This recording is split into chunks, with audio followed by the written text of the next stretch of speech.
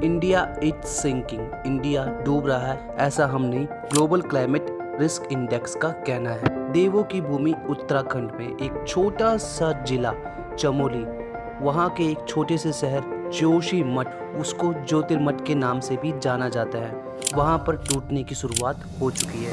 तो देखते हैं। For the past week or 10 days, we've been seeing what look like doomsday pictures from Joshimठ. The small yet famous town in the central Himalayas is shrinking. An Indian town is falling apart. The buildings in the Himalayan town of Joshimठ. इतना भय था कि लोगों ने कहा कि जीवन बच गया, हम सड़क तक आ गए। Cracks have been reported in more than 600 houses in Joshimठ. सब लोग कह रहे थे भागो भागो भागो, होटल टूट गया है। These cracks have developed as a result of continued land subsidence.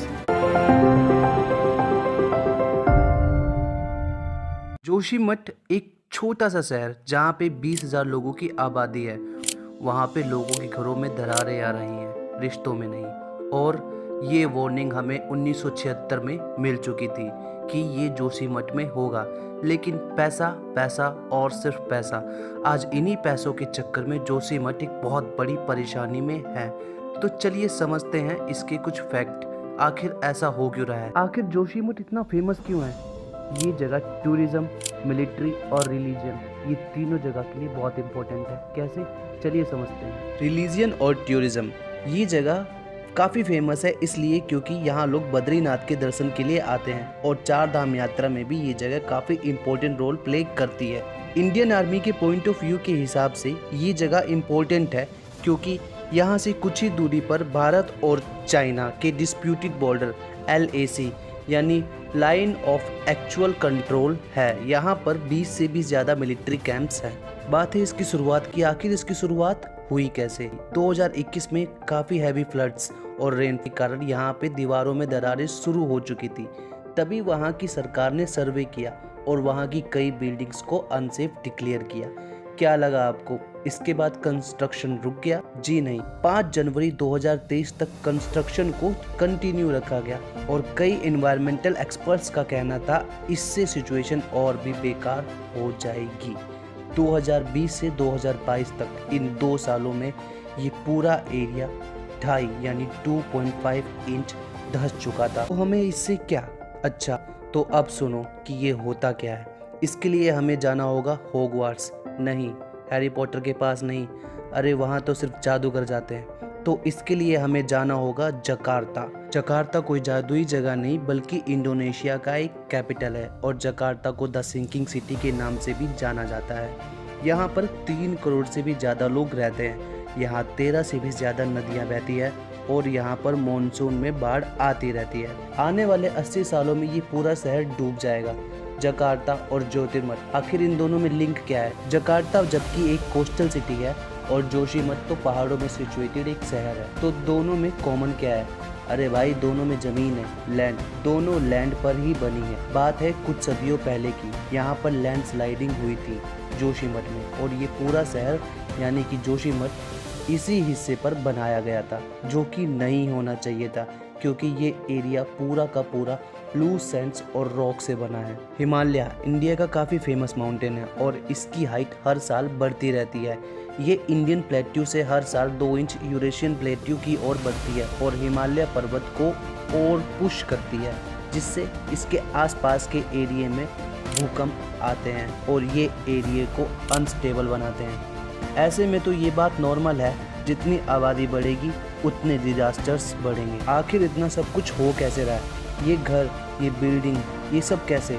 Government इनके खिलाफ कुछ कर क्यों नहीं रही है? बात सिर्फ जोशीमठ की ही नहीं बल्कि उत्तराखंड के 12 जिले 395 गांव की है, जो कि ऐसे ही डिजास्टर्स वाली जगह में बने हैं। इसकी वार्निंग हमें 1976 में ही मिल चुकी थी। आखिर उसके बाद भी ये सब क्यों हुआ?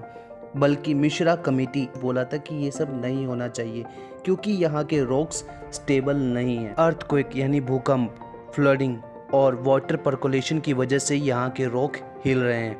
हैवी डेवलपमेंट नहीं रुक रहा है। एक्सेसिव ट्री कटिंग, पेड़ काटे जा रहे हैं। स्लॉक्स में खेती हो रही है जिनकी वजह से रॉक और भी ज़्यादा अनस्टेबल होने वाले हैं। यानी वो कहावत सच हो रही है कि पैरों तले ज़मीन खिसक रही है। आज से कुछ दिनों पहले इसरो ने इसके ऊपर रिसर्च पेपर पब्लिश किया था और साथ में सैटेलाइट इमेजेस भी शेयर करी थी, लेकिन आज आप उनको ढूंढने जाओगे तो वो सब आपको नहीं मिलेगा क्योंकि वो सब रिमूव कर दिया है। आखिर गवर्नमेंट ऐसा क्यों कर रही है? अगर आप इस प्रॉब्लम के सॉल्यूशन पे काम करना चाहते हैं तो वो भी आपके हाथ में ही है। तो सॉल्यूशन क्या है? हमारे नेबर कंट्री चाइना 2014 में यहाँ पर एक बहुत बड़ा भूकंप आया था, जिसके बाद लॉकडाउन नहीं लगा था, बल्कि हांगकांग के कुछ रिसर्चर्स ने ऐसी चीज़ ढूंढने की कोशिश करी जो भूकंप को रोक सके या नुकसान कम से कम हो।